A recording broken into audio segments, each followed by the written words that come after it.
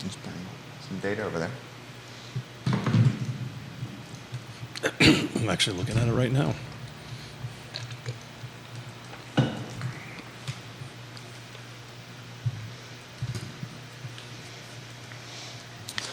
Good Wednesday morning, guys. My name is Jerry Miller, and this is Real Talk with Keith Smith. Thank you kindly for joining us. Happy Wednesday to you and yours.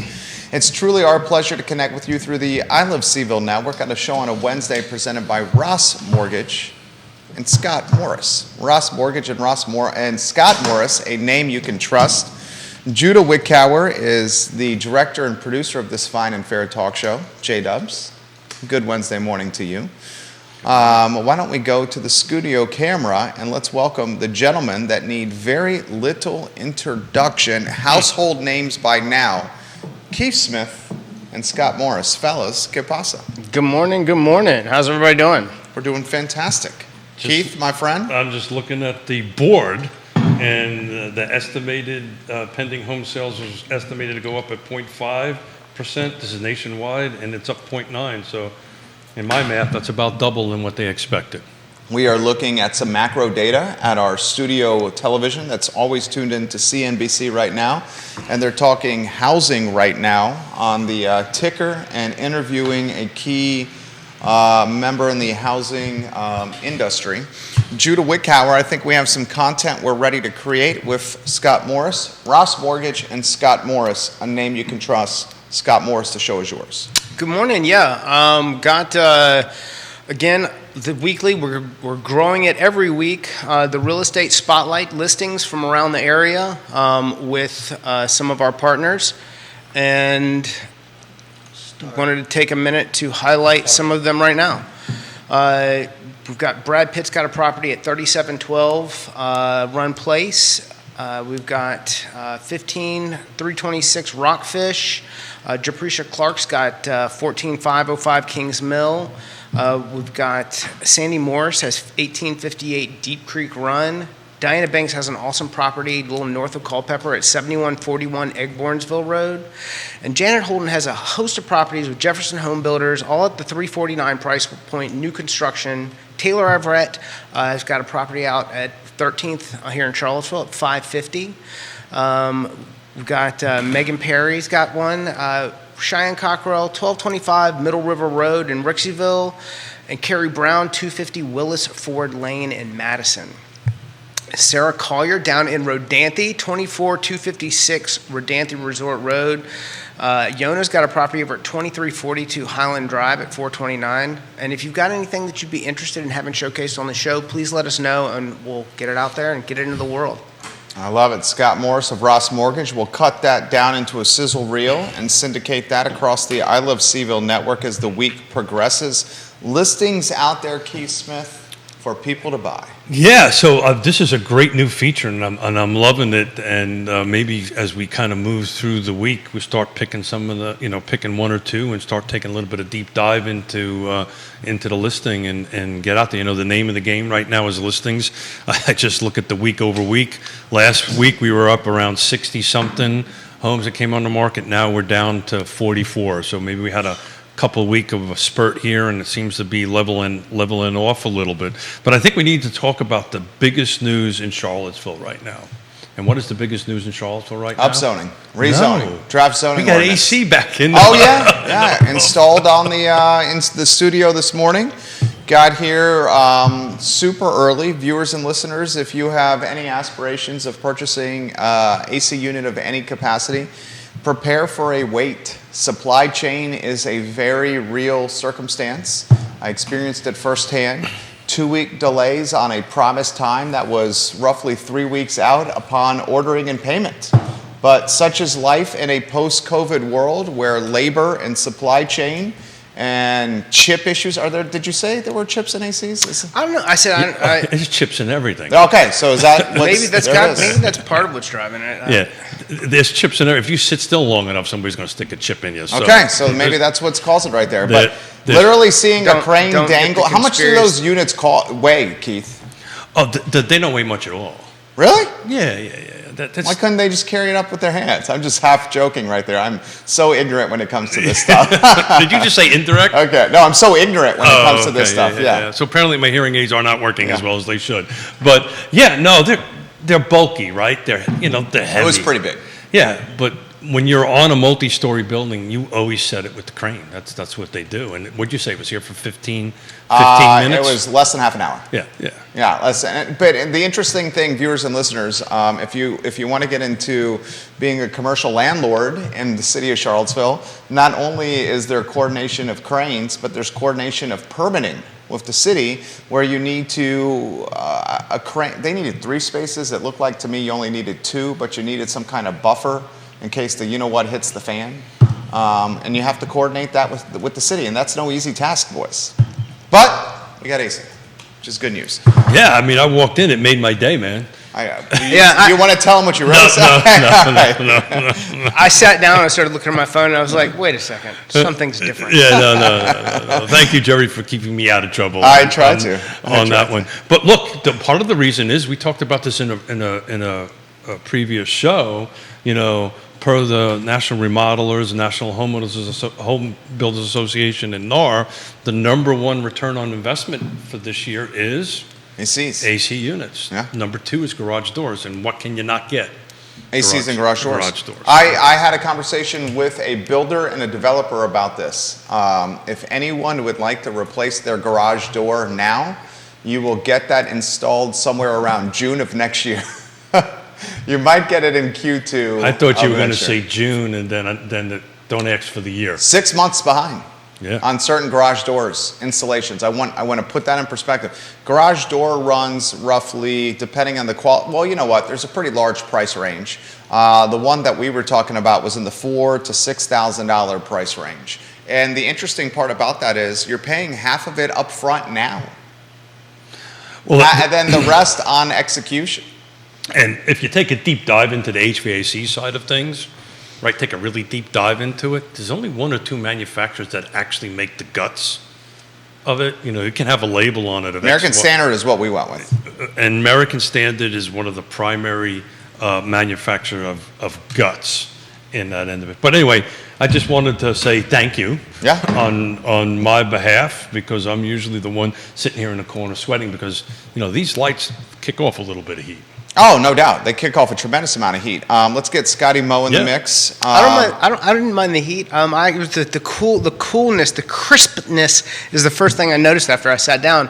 But talk about like the delays on things, and part of it's gone away. But I was ordering a hot tub or a spa, whatever you want to call them. This would have been into the pandemic-y, like supply chain stuff, and they were like, yes sir, it'll be 52 weeks. And I was like, dude, you could just tell me it'll be a year. Like that, like where does that, like that sales language come from? Like that's gonna sound better to me. I don't know. 52 weeks. Yeah. They've gotten better. I think most of all those places have that sort of thing in stock now. Are you gonna be doing ice baths? Is that what that's for? No, I could get into that.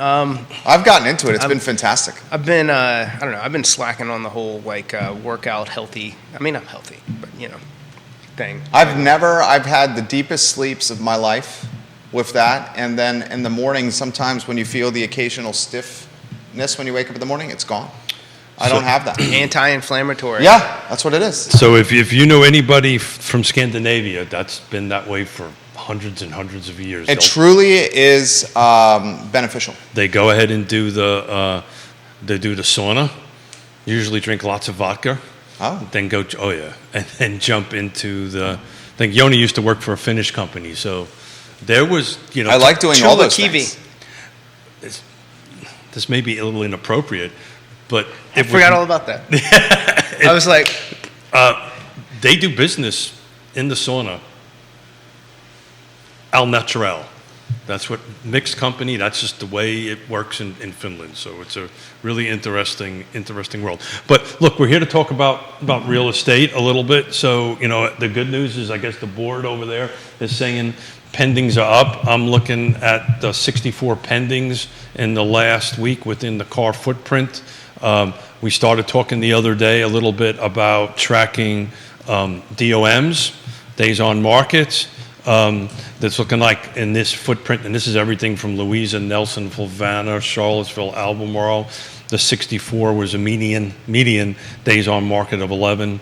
By the way, the median price point is $399. So but these are everything from attached and detached and all that kind of great stuff. So we're approaching 400 grand in pending and 11 days on market, and I think you're going to start seeing numbers go up a little bit more. Scotty Moe, jump in here. What tickles your fancy in this market?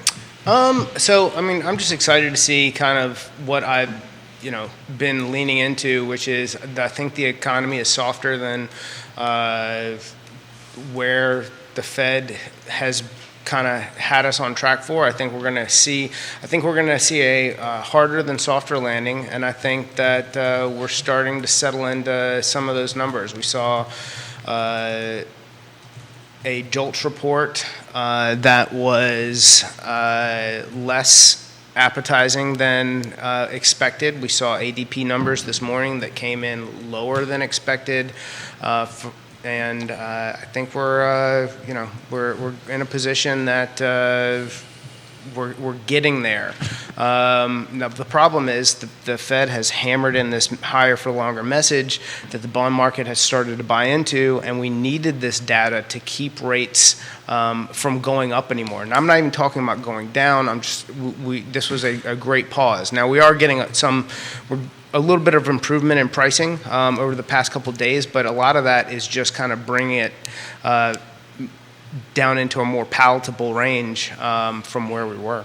Katie Pearl watching the program. Hey, KTP, good morning. Kevin Yancey's giving you a spa suggestion. Try Barefoot Spas, Scott. They have inventory on hand, a Richmond-based company, and he's now in Tyson's Corner watching the program. Viewers and listeners, if you have questions, put them in the feed. I will relay them live on air. Chief Conscious, good morning. We appreciate you, sir. Thank you for watching the program. Scott and Keith, I'm going to throw this to you.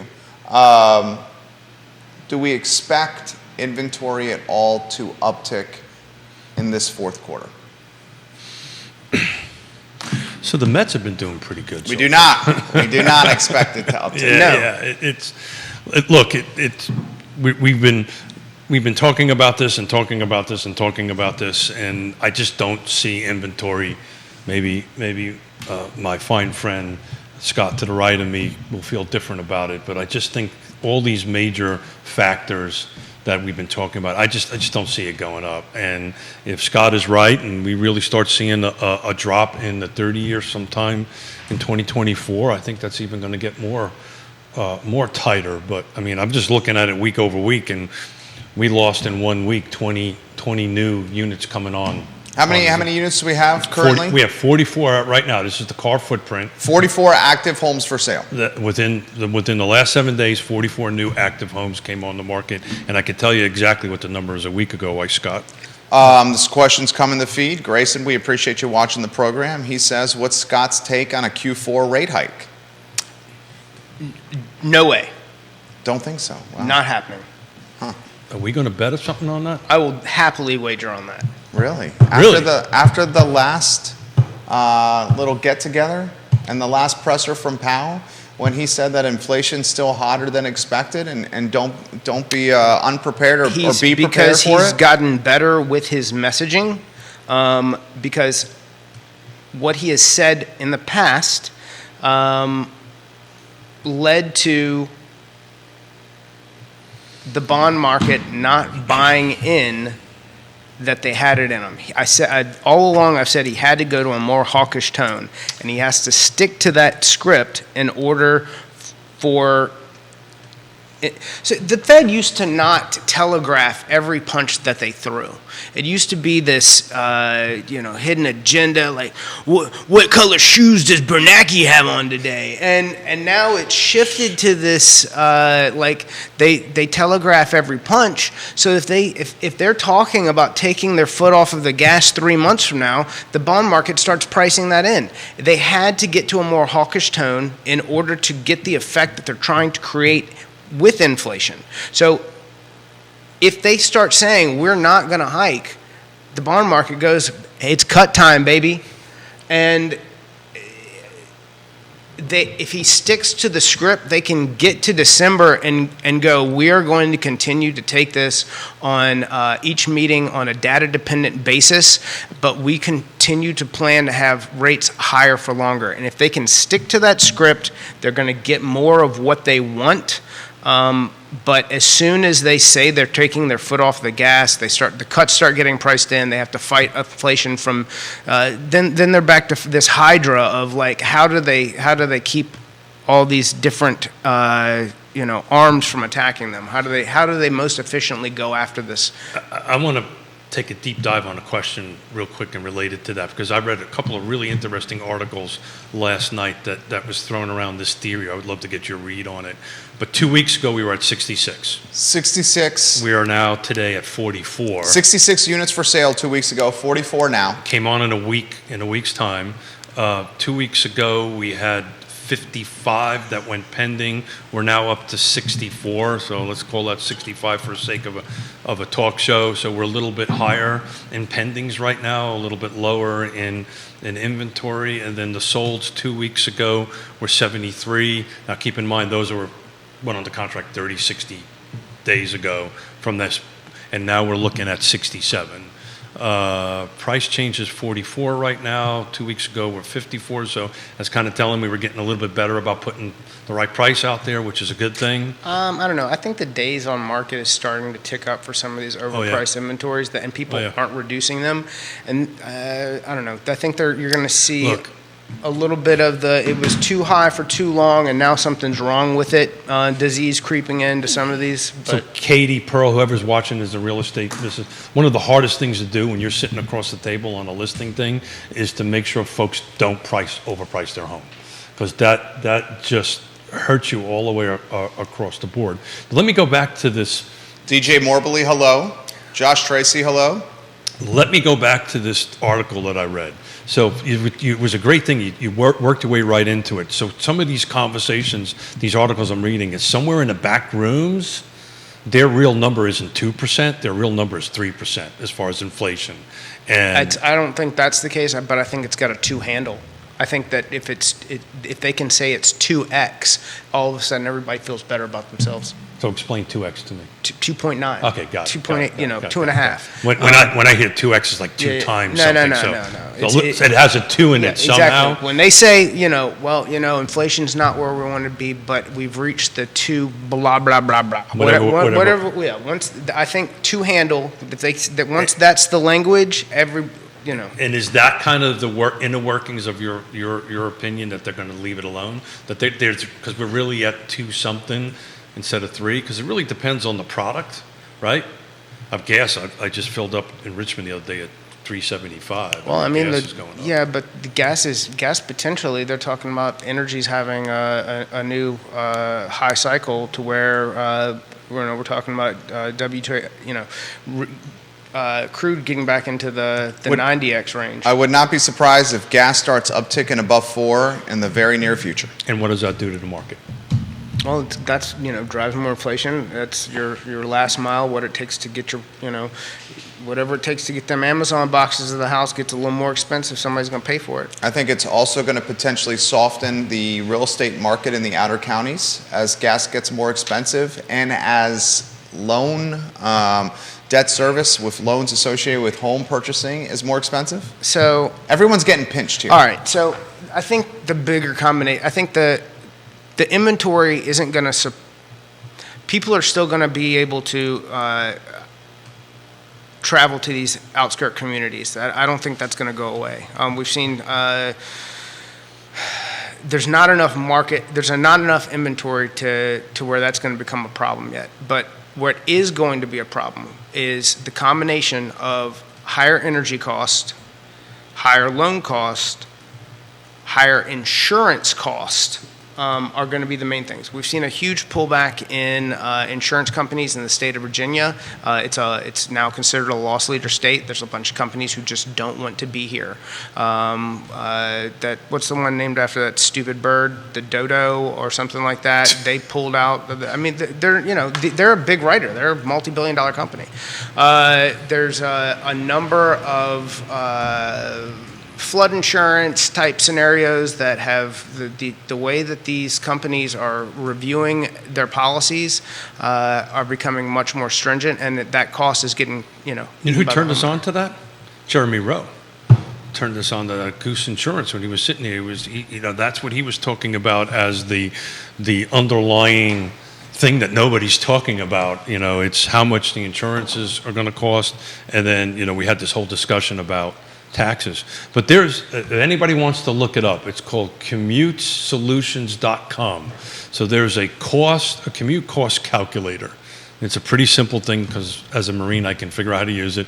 You plug in your round trip miles, how many days you work, your sedan, how many miles per gallon it gets, how much gas is going to cost you, the year, and roughly what your car payment is per month. And you calculate it, and it'll tell you how much per month that it's costing you for commuting. So the reason I'm kind of bringing this up is as the rubber band grows, right, and people are going to Buckingham and they're adding another, say, 15 minutes or whatever it is, 10 or 15 miles in their traveling, there's a direct cost to that. And one of these conversations that we have, and we use this a lot, I use this a lot when we're helping buyers, is, well, if this is going to cost you an extra $500 or $600 a month to travel that far out there, maybe and you can afford it, maybe that could be added to your mortgage payment, right? And I think that's why there's going to be momentum and tailwinds yet again behind the rental market. Beth, Mark, I'm going to get to your question about rents here in a matter of moments. Woody Fincham watching the program. You got a bunch of agents watching right now, guys. I think the agents are tuning into the show here to gain knowledge, see where the market's going, figure out deal flow. Woody makes this comment: I would love to see the voodoo analytics to support what the National Association of Realtors claims returns value. And he's talking about that in regards to the HVAC units and the garage doors. Yeah, so Woody, that's actually put together by the Remodelers Association in conjunction with it. It's a simple Google search. You can go ahead and find it. But, look, I can tell you from on the street, right? If I've got a buyer, particularly with interest rates being what they are, prices being what they are, my buyers, we want homes that either have brand new HVAC system or close to it, only a couple of years on it. It's important to have all these things fixed up. I know you're smiling. Well, that's so there's a piece of that, and I love all of our home inspectors, but where there's some there's language that. And you know what? I'm trying to be better at this. No more but, more and. And, yeah. Is Yvonne talking to you too? And some of the language that they do use that I do less with is this is at the end of its serviceable life. It's like, okay, now that we've planted doubt, is it working? Because that's what we're looking for. That has always been a struggle with this whole home inspection thing, and particularly the way that the amendments are written. It's very ambiguous, but this is classic.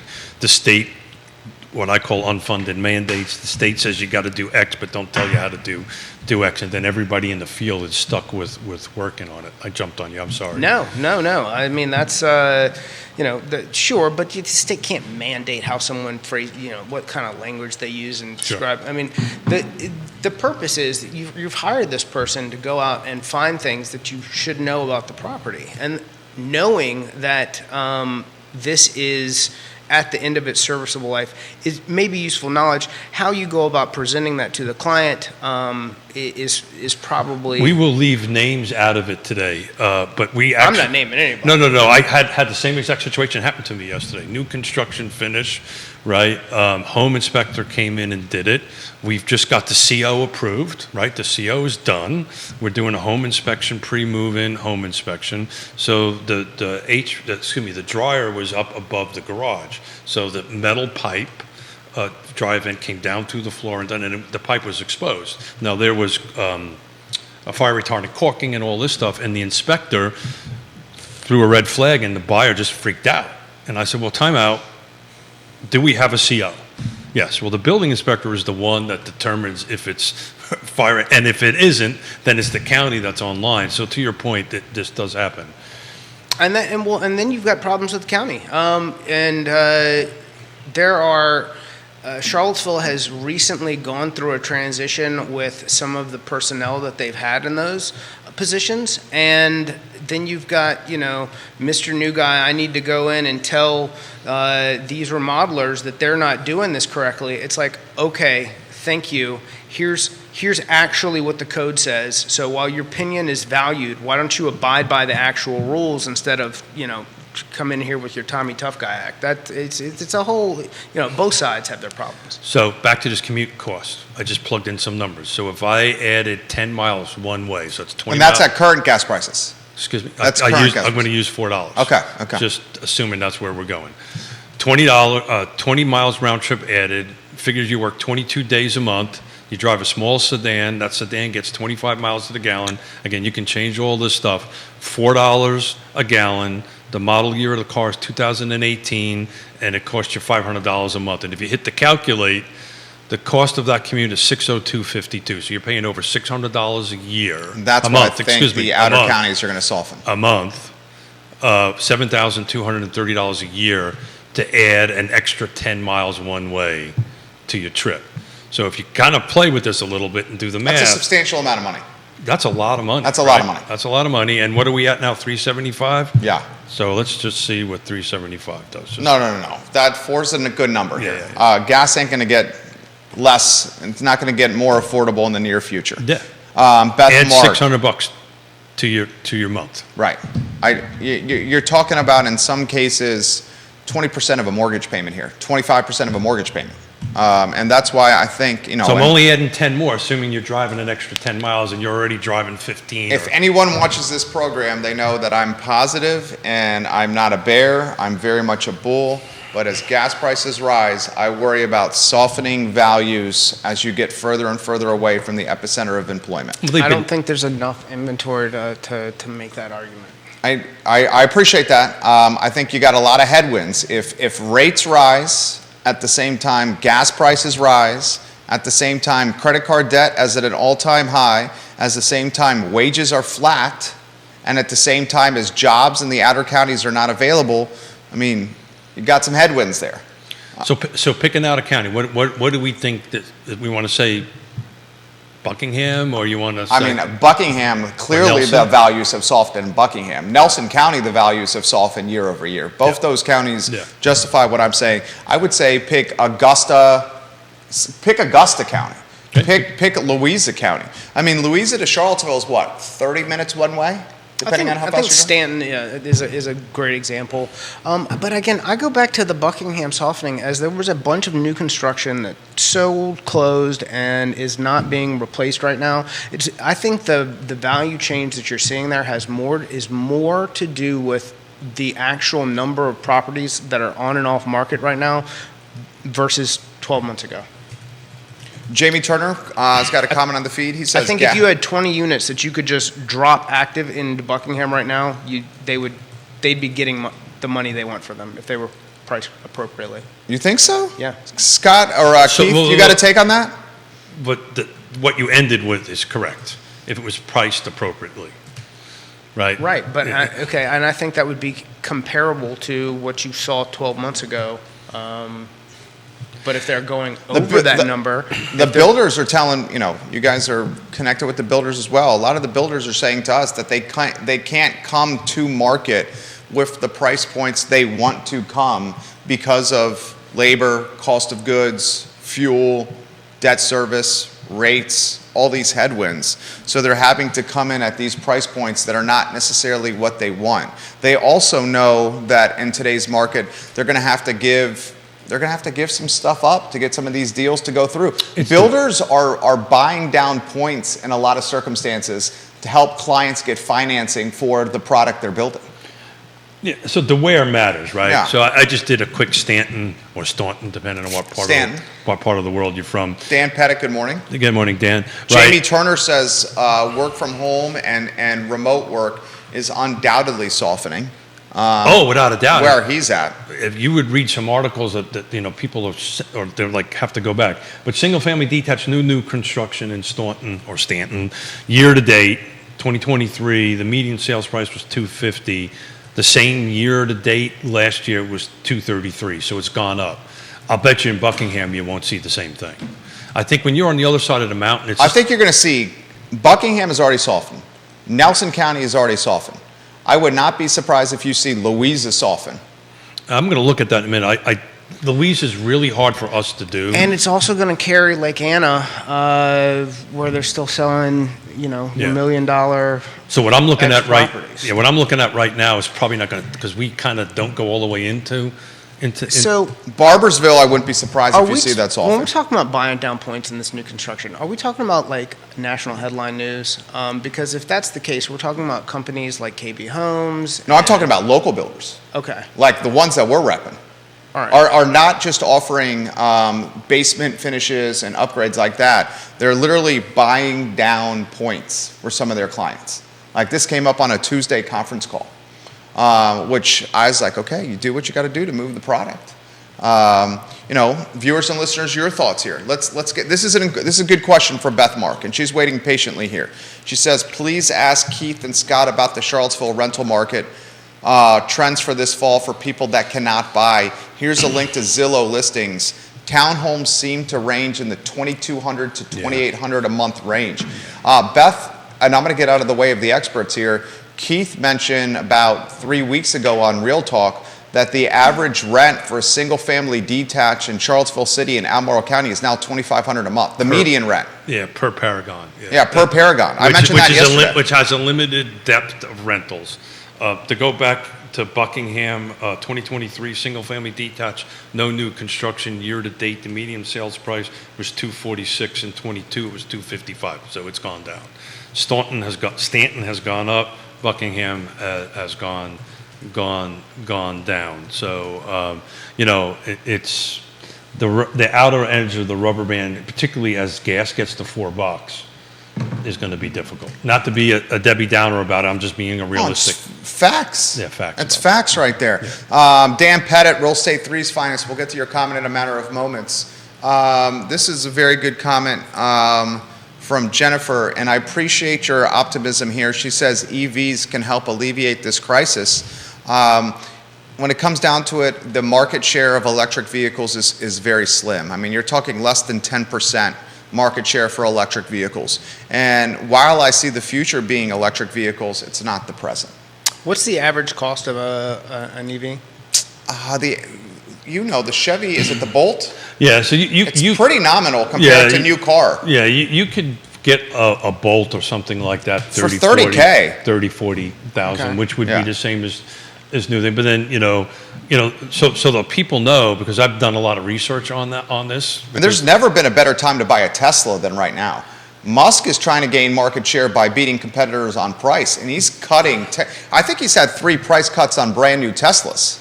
So there isn't a zero cost of fueling up an electric car. I learned this the other day, because when we were in San Diego, all the Uber drivers are driving Teslas.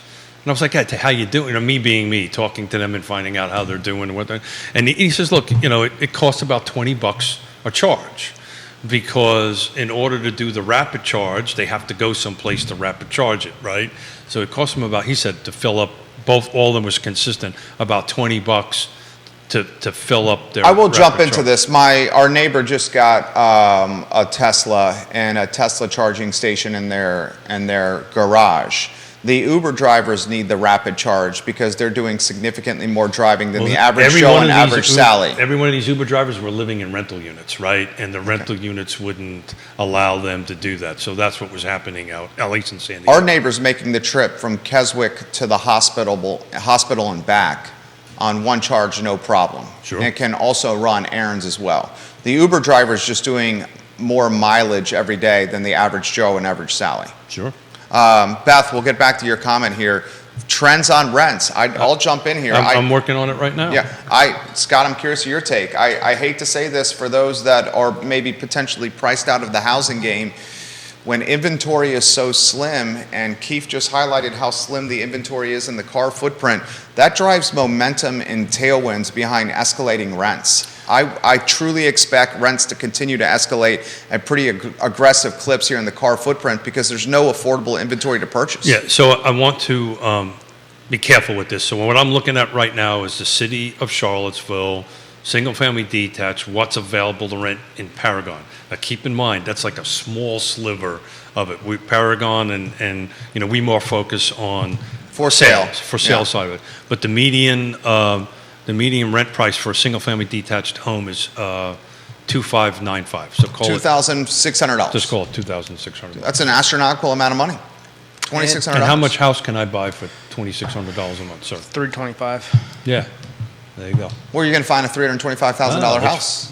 In Charlottesville and Albemarle County. Well, we're back to the whole, Charlottesville and Albemarle, that's kind of non-existent. So if you can't find in Charlottesville and Albemarle County, then you got to add $700 a month with gas prices at $4. If you go out that way. So that at that point, you're over 3 Gs a month. Yeah, but you're You also... got $3,400 a month. I get it, but you're also building equity, right? You're building... You got to pay your bills to build equity. I agree with that 100%. You know, it's just a lot of headwinds right now. Dan Pettit's got an interesting question. Johnny Ornelas says this: I've been waiting on train for exterior filters for 3 months for commercial units. Yeah. I mean, 3 months, Jesus. I want to emphasize to the viewers and listeners, if you're looking to replace an HVAC unit, this is not going to be a next day or a next week type deal for you. I just need to highlight that for you. So, Johnny, I'm going to make a plug for Chris Fairchild in National Filter Service. Love you, Chris Fairchild. And if you can tag him, but that's what Chris's national company does. They go around to restaurants and commercial and replace air filters. That's literally his business model around the country. So I'd reach out to Chris, and if you're interested, Johnny, I'll make a text intro on it and see if he can help you with that. How about, go ahead, Scott. On the EV side of things, about that fixing the cost, you got to assume that most people are getting moved towards an 84-month note on those cars. Oh, good Lord. That's going to carry probably an interest rate of between 8 and 10% right now. So at $30K, they're going $500 a month for 7 years into this auto loan on top of any other existing debt to fix their commute cost in their gas vehicle. I don't know. Maybe. I don't think it's there yet. And he's 100% right. And replace the battery on one of these EVs. Have you guys seen the cost of those? Yeah, like 20 grand. Yeah. A lot of people don't realize this. They're like, oh, electric Yeah. vehicle. It's going to fix everything for me. Your battery goes wrong. You have no vehicle. Yeah, and I'm going to try to not get on a soapbox on Find this. someone who services EVs. But do yourself a favor. Google and kind of weed through the noise. Google exactly how these batteries are made. Oh, that's a whole nother. You will be shocked. Yeah. Google what happens when Lithium. the car is done and you send the car and battery to pasture. You think you're actually helping the environment? You may be having more of a negative impact than a gas-powered car. Yeah, when you look at these lithium farms and everything, and how they're set up and that sort of thing, it's a whole other thing. You look at some of the stocks. American Lithium is probably a good one, and there's some others you could kind of like pour some research into if it's something that you're interested in, because they certainly are going to experience some growth. But at the same time, I don't know, there's a certain demographic of people that you probably never get to flip. We'll see. So it's interesting. The attached rental in Charlottesville, this is like townhomes. This is for you, Beth. 2,200. There's not a big of a delta between. Do you agree with the take that rental prices are only going to pop and escalate more with inventory being so pinched and throttled? So I think, and I'm going to get myself into a little trouble here. Okay. I think you're going to see rentals actually soften a little bit, particularly in the city of Charlottesville. Ooh, agree to disagree on that one. It all depends on how many of these multi-family, multi-story apartment buildings actually get built. Technically there's 1,500 coming from UVA. There's a bunch of project on Cherry Avenue. So there's a bunch of projects in the pipeline that may bring more product to the table, that may make it a little bit more stable on it. But look, the reality of it is, we're talking ownership here, right? Let's assume you go ahead and get a home and it costs you $3,000 a month. I'm just picking around numbers on it, and it's a mortgage. You're stable like that for 30 years. Rental, you don't know what's to your point, what's going to happen next year. Your rates might go up, and You're just not helping yourself. Dan Pettit, Woody Fincham, you should hear this question. This is from Dan Pettit. What are your thoughts on eliminating appraisers going to homes? Oh, good Lord. Dan Pettit's been in the game, what, 30 years, 40 years? He's a realtor. So it feels a lot like 2007. Now, set the stage. What's happening? Set the stage. Yeah, so what's happening here is that there's and Woody's really the expert on this, and so are you, because you get to see this on a regular basis, but in a simplistic terms, the appraisers don't have to physically do an inspection, right? That's in simple terms on what's happening. So basically do desktop analysis or appraisals, which is, by the way, is what got me into trouble, which got us into trouble helping Yvonne. She's watching right now. She wants to know what flavor drink of, is it Celsius you are drinking? This is literally put that in the feed. Peach Vibe. There's Peach nothing Vibe. vibey about that thing. I asked her when she's coming back on the show. Yeah. Take that test. You're going to pass it. So the C is for degree. Yes, sir. C is for degree. That's right. So I think, well, in certain markets, it's going to be more viable than others. But that's the same. It's not just what got anyone into trouble 12 years ago, 13 years ago. It's more along the lines of what got Zillow into trouble with their iBuying program. And that was just dumb. Well, no, it is everything is not for everyone everywhere. And if in these neighborhoods, maybe more like what you see in some areas in Arizona, Las Vegas, Texas, certain parts of Florida, where you've got entire neighborhoods of the exact same house, Sure. like built, and then you can come to a more accurate assessment Sure. than what you have in an environment more like this. I would agree with that. And with that, it becomes each individual property, especially in a historical type area, is going to be largely different than the one next door to it. And while you think we can be interesting, take a look, drive into DC, and instead of going to, like, if you cross 66 over into Georgetown, right where it comes out on M Street, make a left and go up into some of those neighborhoods, and you'll have an entire, like, historic area where it's these Victorian houses, and then some ambassador from wherever ripped a house down and built a modern mansion in the exact same neighborhood. You'll never be able to create in this area a blueprint for automated appraisal numbers working as accurately as you will in certain other areas of the country where it'll probably be just fine. Good take. That's a good No truer take. statement has ever been That was said. damn good. Sizzle reel that. So ask the real estate agents that are watching the show, do you do a CMA without getting inside the home? And the answer is no, right? You can How go- weird is the client? Pardon? What? You making in front of me with my hearing aids? No, You making I'm in not. front- No. Are you making in front of the old guy on set? I said, how weird is the client? Yvonne, come help me here, please. These guys are making fun of me. Since she's been on the show, I've literally asked Keith, when's your daughter coming back on? Yeah, well. Katie Pearl's got a comment. Good, Katie. Katie's a rock star. We have 2 detached homes. This is KTP, Queen of Whitehall right there. KTP, we love when you watch the show. We have 2 detached homes in Green that consistently rent for $2,200 a month, 2,800 square foot home, and $2,800 a month for a 3,800 square foot home.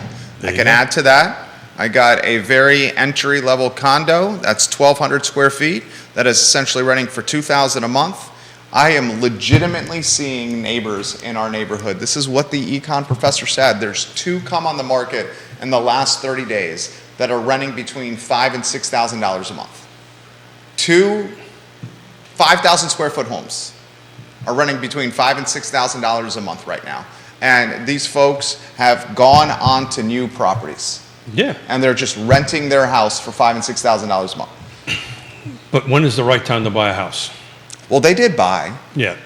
They just didn't sell theirs to buy the next one. That's what happened. Yep. So they're more than 2xing their overhead with their house. That's pretty substantial. I'm not disagreeing with you, fine sir. I wonder That's interesting. how long. Not everybody is going to be a landlord in those situations, and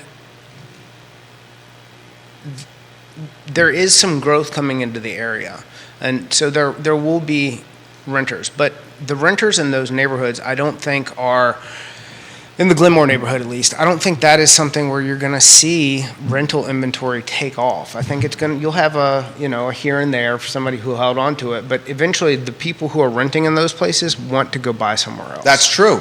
I think what's happened, that's 100% true. One of them I know for a fact, the tenant signed a 2-year lease because they couldn't find anything to buy. And they were desperate for somewhere to live. Yeah, sure. So that's to your point. They do want somewhere to live. Yeah, they sure. still got 24 months of rent.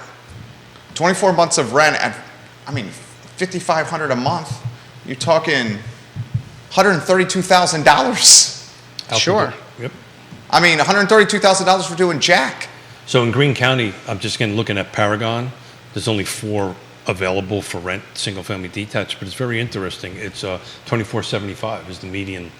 Like these are single-family detached homes. So that's right in KTP's wheelhouse right there. Yeah, there you go. She's a pro. She knows what she's doing. Well, what I'm getting at is Greene County is roughly $2,500-$2,600. Charlottesville is roughly $2,500 to $2,600. There's not a big price difference between the two. At least what I'm looking at on Paragon, which again is not an in-depth. We need to get like Suzanne Reel in here to really, and maybe that's a future show to get Suzanne in to really tell what's going on with the rental market.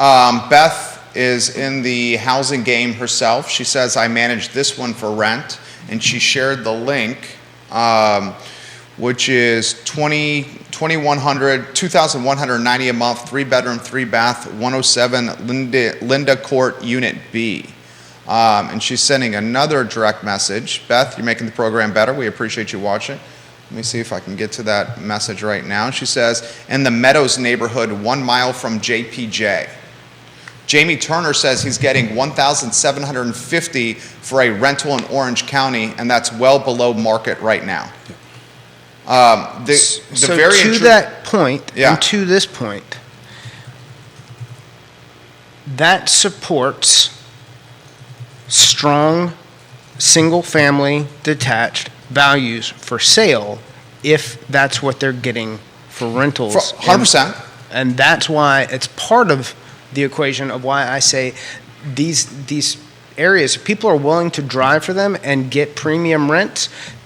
People are going to be willing to drive and pay premium prices because there's not enough inventory to support a lower value. I think it's that. I think it's these people are paying premium rents because they can't find anything to buy, and they're desperate for a place to live. Yes. And what Lloyd's. Dude, there was an article in the Daily Progress. Lloyd Snook interacted. Mayor Snook's right down the hall for us. We have nothing but respect for him.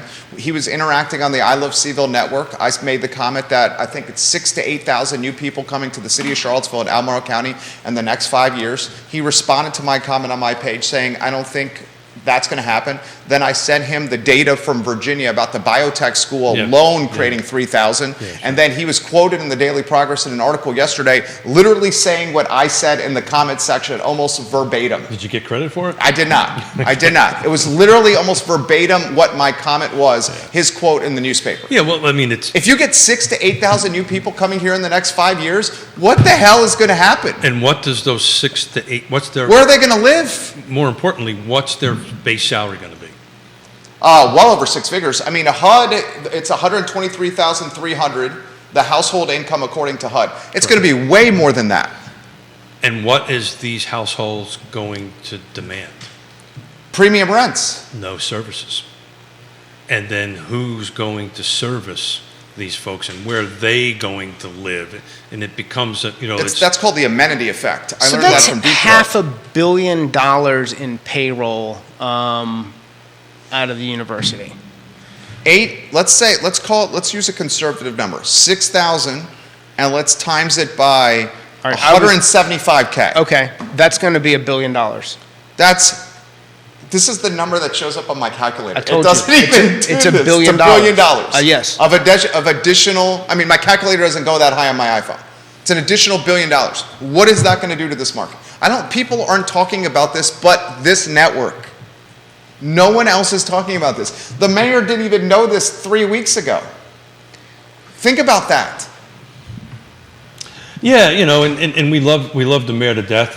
He's my friend. Yeah. I see him every day. And he's busy being a defense attorney and working on a bunch of other things and so forth and so on. So the good news is you get an opportunity to educate and help educate folks to go ahead and do this. But, look, an additional $1 billion in salary in the next 5 years? So why are we doing what we do? Why do we have these conversations that we've been having for nearly 550 shows? Why is that? Because housing, right, is if not at least according to the good Dr. Lisa Sturtevant, the second in gross domestic product for the state of Virginia after the government.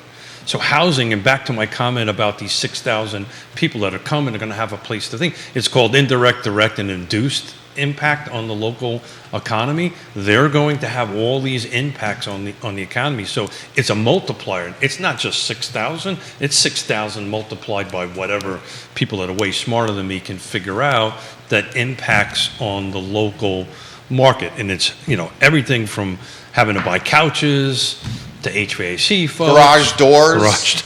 Coffee. My question is, how much juice is UVA getting in order to justify? I think that 175 number is probably too high. You think? Yeah. When the HUD is 123.3? And remember, a lot of these are going to be two-income families. Average. So I think that, I don't know. I talked to a lot of people who moved there. So to clarify, the 123,300 is a household number. So that could be one earner, two income, it could be three incomes. Yeah. It's a number, and that's the average. That's the number HUD uses for its loan products, right? That's why this is so important, and that may be a great thing for you to dive into why that number matters. Because when you're talking about 60 to 8, what some of these, I think 175 is light for those 6,000 people.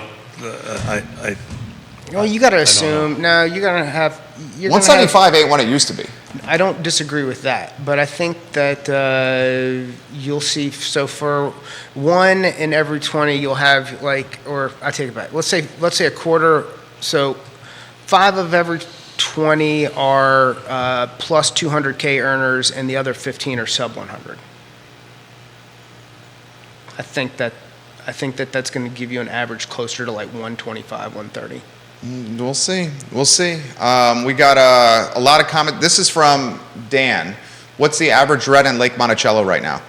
I'll have to dig that up. I'm looking at something. According to ZipRecruiter, salary UVA in Virginia, August 2023 is 900, and the average salary of all UVA employees is $99,350 per year.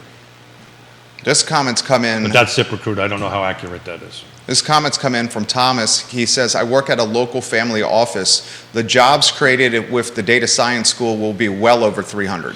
So back to Dan's question, Ally Property Management, Suzanne Reel and I were talking yesterday. She's about ready to put a rather cute but small 3-bedroom, 2-bath ranch home.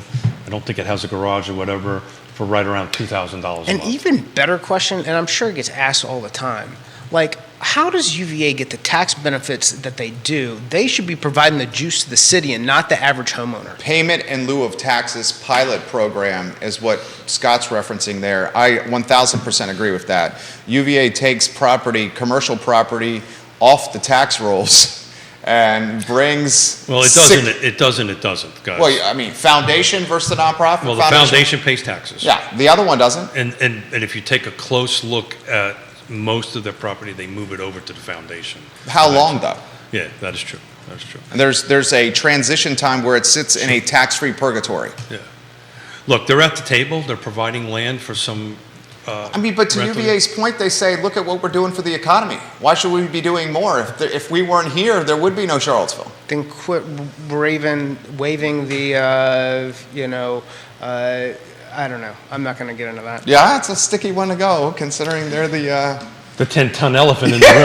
No, I don't want to get in their crosshairs. I could care less about being in the crosshairs. The bottom line is don't tell everybody that you want a bigger, better, happier, more affordable world, and then be part of the gentrification of your neighborhoods. I think Okay, that's a fair comment. I think what they're doing is more of a perception management than actual tangible production. And I will stop at that because I do care about being. You know, I'm at the there. table with those conversations.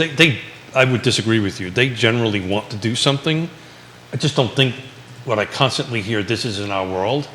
And sometimes they should just lean on the experts and move on. But that's just my personal experience. Let's get to a man whose opinion I trust considerably.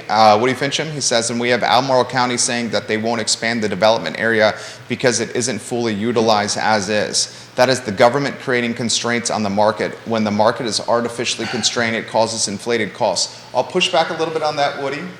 I'll push back. Albemarle County is saying they're not going to expand the development area because the people that vote the folks into office don't want the development area expanded. So, Albemarle County can't expand the development area if taxpayers don't want the development area expanded. Same with Fluvanna County. Fluvanna County residents do not want density.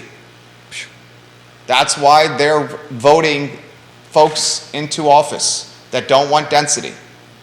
So, just happened to be playing while you were talking, looking at the HUD thing and looking, because there's a link you can look at different states and different stuff. So Greenville, South Carolina, we talk about that all the time, right, as a comparable to Charlottesville, but just doesn't have the university. Do you want to know what the median area income for the Greenville, Maudlin, Esley, South Carolina, HUD metro area? Do you want to take a guess on what that is? I would say it's less than 123.3. $89,000. Yeah, that's substantially less. So there's 89,000 and we're at 123, and I think we're at 123 because of the 10-ton elephant in the room. So just thought I'd share that with everybody. So how do you characterize that? Look, we're the second highest cost of living in the state of Virginia for a reason. It's UVA. It's these $100 and some odd $1,000 jobs, or according to ZipRecruiter, if it's true or not, the average salary at UVA is $100,000, right? 6 figures. Brian Hall, I love the shows that you guys do. Can you please help us understand how 6,000 to 7,000 additional people with that kind of salaries will live here? Yeah. I guess that's kind of the point we're making here. Yeah. So what it's going to do, it's going to put more if this, and it's over time, right? We're not going to have 6,000 people tomorrow, right? No, I think it's going to be in the next 5 years, though. So that's a time. That's 5 years, but it's going to consistently put pressure on existing inventory. Existing inventory is not going to grow. I'm on the record for it. I think you're going to see 5 to 10 years of where we are now before you start getting inventory, start going in whatever the right direction is on it. But what they're going to do is they're going to put more pressure on, Charlottesville, so forth and so on, Albemarle County, and it's going to start pushing the people at the housing affordability level out. So maybe, to your point, maybe Buckingham comes back. I'm telling you, but that is my point, is that even if you look at where the bulk of the at least immediate apartment growth is, it's north on 29. It's out into Fluvanna County. It's places that normally we would not have. That's a one and done. You're not Sure. going to see any more. I 1,000% agree with that, and it shouldn't have existed to begin with, but that's not the point. You're going to see you're going to see surrounding counties grow because they are the affordable bedroom communities that support the area that we are in. That was what it was 20 years ago, and that is what it's going to continue to be 20 years from now. As Zion's Crossroads and Short Pump grow closer and closer to each other, you're going to see more development in Louisa. It's going to be difficult to apply that to Madison, I think. Just because of what's actually available, you'll definitely see some growth over time, but there's just not, I don't think the infrastructure, there's not internet in a lot of those areas. That's something that will have to continue to advance to see growth in some of those areas. Like you get into some super beautiful property area just south of me, just north of Charlottesville, that, you can't have, there's no high-speed internet. So it prevents people from wanting to develop there. So that's a good take right there, Judah. Just out of curiosity, somebody out there, please pick another town, maybe Neil might know off the top of his head, that is similar to Charlottesville? In other words, a university town, can be a little smaller or larger. I'm just curious. Lynchburg. Excuse me? Lynchburg. Oh, I know that the area medium income of Lynchburg is way lower than where we are now. I'm trying to figure out what other area, like, maybe Athens, Georgia, or what other area that has a major university in it that's really their only, really at the end of the day, our industry in this area is higher education, medical, right? We don't really have a lot of quote unquote industry in our area, retirees, that kind of thing, but we don't have a huge industry. So I'm just curious what other town is similar to us that I could just cross-reference. Matt Hines says Chapel Hill is a good comparison. There you go, Chapel Hill. Good stuff, Matt Hines. Is that your first comment on the feed? Matt Hines, thank you for your help. Matt Hines, tell us more about you. I think that is the first time you've ever commented on the feed. I try to remember names. Chapel Hill is a fantastic comparison. I would not have thought about that. I'm going to give you some props first. You're looking up Matt Hines there? I'm looking up Chapel Hill. Or, excuse me, Chapel Hill, yeah. This is from Ashley Johnson. Buckingham County does not want density or housing. That just came in on the feed. There's not going to be any additional housing or density in Buckingham County. Yeah, I'm not in the weeds in Buckingham, but that would not be too surprising. That's $116,000. There's a comparable. So we're talking about $7K off Charlottesville? $7K off, but Chapel Hill. Logan Wells Claylow, hello. Yeah, so Durham Chapel Hill, isn't that part of the triangle? Oh, that's the triangle. Right. Yeah. And so there's a lot of high tech and other sources of revenue, which is all feeds off of the university. But that's a good catch. So you're roughly 116,200. So we're at 123. Anything else? Any other? Chapel Hill? What is Clemson in? What town is Clemson in? Clemson is in Death Valley, which is their lovable nickname for it. Clemson is a city in Pickens and Anderson counties in the state of South Carolina. Clemson is home to Clemson. I would say it's Clemson. Clemson is in Clemson. Let's see if Clemson's in Clemson. Clemson is in Clemson. Clemson is Clemson. Clemson's in Clemson. The household income in Clemson is not nearly comparable to that. I don't know. We're going to find out here in a minute. I'd be willing to wager. And Scott, yeah, I need to know what county that is in because they don't have it as a city. I'll give you that county. Yeah. Dan Pettit wants to know what rates are doing this week. Scott? So we've seen a downward trend based on some softening and some economic data, which I talked about in the beginning of the show. We had a JOLTS report on Tuesday. That was better than expected. This morning's ADP numbers were, I say better. They were not great for job openings, and then today we saw an ADP report that was, again, softer than expected numbers, which is the slowing in the jobs market that I believe, now that I think that we are at the end of the hiking cycle, that we're starting to see. I also think that that's going to accelerate through the winter, and we're going to see I think we'll see first quarter cuts from the Fed. So that's like March, April would be my expectation. And we'll start seeing that priced in the bond market by January.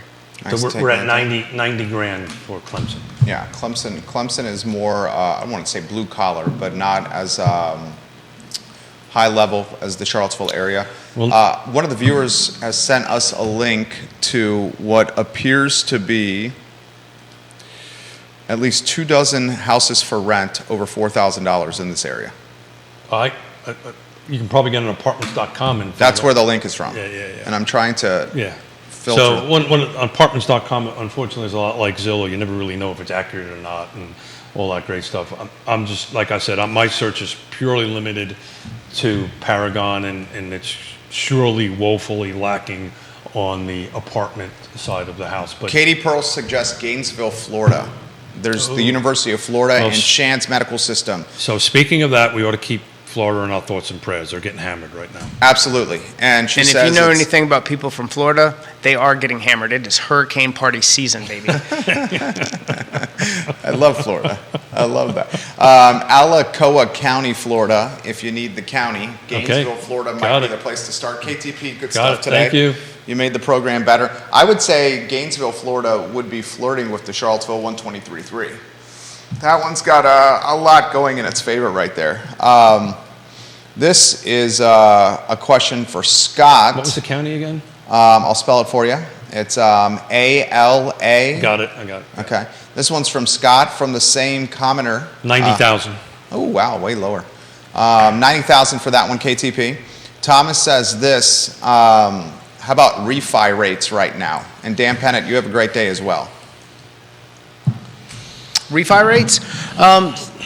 So depending on, if it's rate and term, it's going to be very similar to what regular, purchase rates are at the moment. If it's cash out, you're going to be looking either. So I will say this: what we're seeing with hopefully this week, when I talked earlier about rates becoming more palatable, is just the cost to lock at certain programs or what you're looking to do. What the government has placed as far as LLPAs or loan level price adjustments on certain products has made discount points just to get into a rate a real thing. Depending on what you're trying to do and credit situation as well. So you're going to be a little bit higher for a cash out than you are for conventional rate and term. And we're starting to see everything improve a little bit. So if we're at say 7.25, you're probably 7.75 on the cash out. Nicely said. Nicely said. Keith Smith, I see you have something to say. Liz Nottingham, welcome to the program. So I was looking at HUD numbers and quite only heard a little bit what you were saying. So back on your rate protection, are you still holding that you thinking rates are going to come down in the near future? Did I hear that correctly? Or Yeah, I'm going to stand on that. I think that this year or it's moved into next year a little bit. Well, I don't think that we've got another raise in the cards this year. You agree with that or disagree with that, Keith? Woody Fincham also says Madison is similar to Fluvanna. They do not want large-scale development. And he says all the folks fussing about wanting more affordable don't vote. Yeah. The folks fussing about affordability are about 82 people in this community. I hate to say that. So locally, yes, to answer that comment from Woody, nationally, which as everybody knows, I'm part of some national cohorts, this is a national thing. Nobody, and I mean nobody, wants additional housing, which is just causing. I had a conversation with my father and mother about this, and I got to dig it up to prove the stat. So this is just me shooting off the top of my head, but I think the last time we had such a lack of housing shortage or crisis was after World War II. I do not think, I've been researching, and anybody out there who's way smarter than me can find the data for me. I'd love to see it, but I've been trying to research on, and I've actually reached out to NAR to help me with that because they got all these statistic, gurus over there. When was the last time that we had such an inventory shortage versus the buyer pool? And I'll bet you any amount of money, I think that is probably, we haven't seen this since the end of World War II. I may be wrong. What about the rate hike in Q4? Yes, no, maybe so? Yeah, I was trying not to answer that question, and you knew that. So, look, I think it's a flip of a coin, right? I think somewhere to Scott's comment, I think somewhere in the back rooms with the Fed, I think they've got a new number in their head that isn't 2.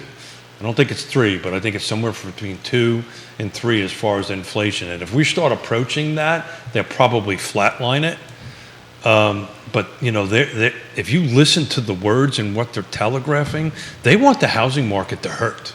And I don't think we got to the point where they want where they feel it's hurting. I really don't think we're there, and I think we might see a bump in the short term. I agree with you. I think we're going to see a drop. I just don't think it's this year. I think it's probably in the beginning of next year. Carly Wagner jumping in. Carly, I passed along those digits. Carly says this. To add to Woody's comment, the people currently living and voting in those counties do not generally want more of the outsiders coming to their counties. It's the outsiders that want more affordability and supply in those counties, but they aren't generally the people voting and living there currently. 1,000%, Carly. Very well said. Eric Thompson says, I agree, World War II or even the Great Depression, we haven't seen a housing shortage like this. I think the stats will prove out that it hasn't been this way since World War II. And it's interesting, we talked about zoning. Do you know when zoning was adopted in most of our area around here? Mid-70s, early to mid-70s. Yeah, you know why it was adopted?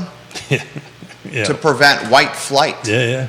You know what white flight is? Yeah, well, it's that, and also to keep a certain individual out of certain neighborhoods. If you go ahead, when Yvonne comes back on, I'll have her bring her copy of her deed in Richmond. It actually says in her deed, it talks about that. It's pretty scary. Take Charlottesville, Virginia. They adopted the zoning here in the 70s because they saw their affluent population sprinting to the suburbs. Yeah.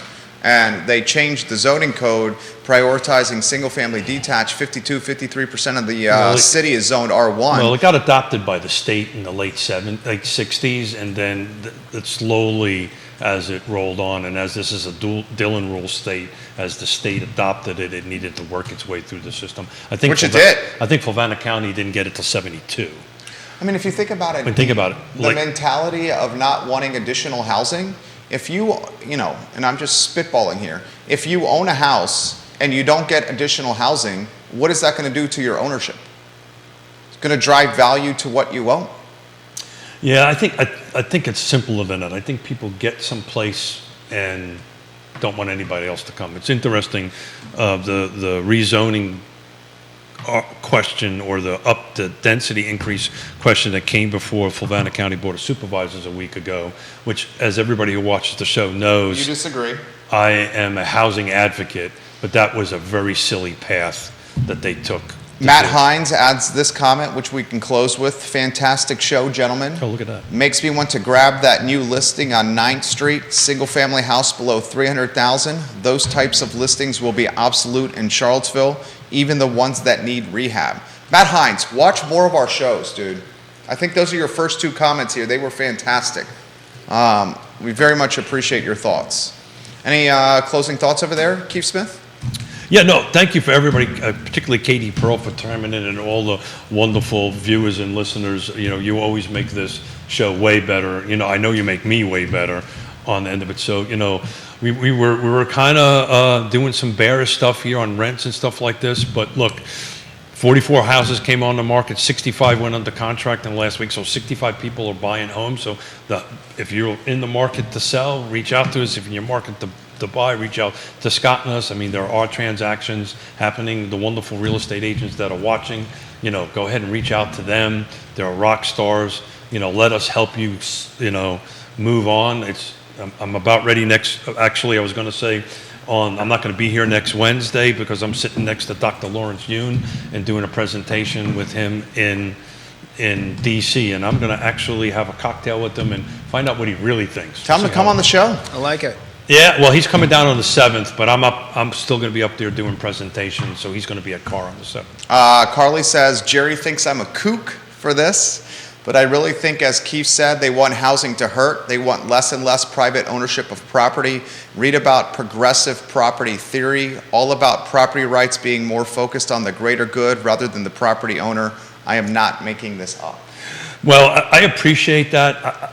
I think the second half of it gives them a little bit too much credit that they actually think. And I think they just want the housing industry to hurt because it's going to get them down to their 2% inflation, because housing is such a, if not... key driver of the economy. Yeah, key driver, and that's what they want. And all you got to do is go back to 2008, and everybody knows that housing was the key driver of the economy. Scotty Moe, show is yours. Katie, Carly, everybody watching, thank you so much. If there's anything anybody needs, don't hesitate to give me a call. I think the Fed is going to Fed. I think their biggest concern right now probably has to do with what happens with energy prices and how that's going to affect short-term inflation. But I think along with student loans coming back online, a higher Energy cost, even though it may adversely affect inflation, will reduce spending, I think, which is going to really, I think we're just getting into where the medicine that they have shot into the economy with these higher rates is just starting to take effect, which is, again, a reflection of it took so long for inflation to get here. And then now we are in a transitory environment, if your timeline's long enough. And if you look at where their rate increases are starting to hit, and then the corporate debt that's going to need to be refinanced in the next 24 months, the soft landing is not what you're seeing. What you're seeing is the beginning of these things taking effect. Thoughts and prayers out to the folks in Florida. They're getting hammered. I'm watching it here as we're talking. And I don't want to be that guy, but I've been through too many hurricanes through Florida and what it did to the housing industry and the building industry. Watch what the impacts of that's going to be down the road. You think it's hard to get a piece of plywood or a piece of equipment now. Wait until all of that ends up in Florida for the rebuilding process. But first and foremost, keep them in your thoughts and prayers because they sure as heck need it. It's pretty nasty down there. Guys, we talk about the Pro Renata team is coming up at 12:30, including Chip Clark, who is the owner of the Coke building and the Coke bottling plant in Stanton. Dr. John, the owner of Pro Renata, to talk about their development plans and expansion in Stanton at 12:30. Judah Wickower, Keith Smith, Scott Morris. I'm Jerry Miller. This is Real Talk with Keith Smith, presented by Ross Mortgage. Ross Mortgage, you can count on. Show archived at realtalkwithkeithsmith.com. Click the Partners tab and find the supply chain of the people that can help you get through to closing and beyond. Folks and businesses vetted by Keith and his team himself. All right, that's the program. Thank you kindly for joining us. So long, everybody. Thanks, Scott. Those mics were very well done. J-Ups, who was that? I was trying to walk in.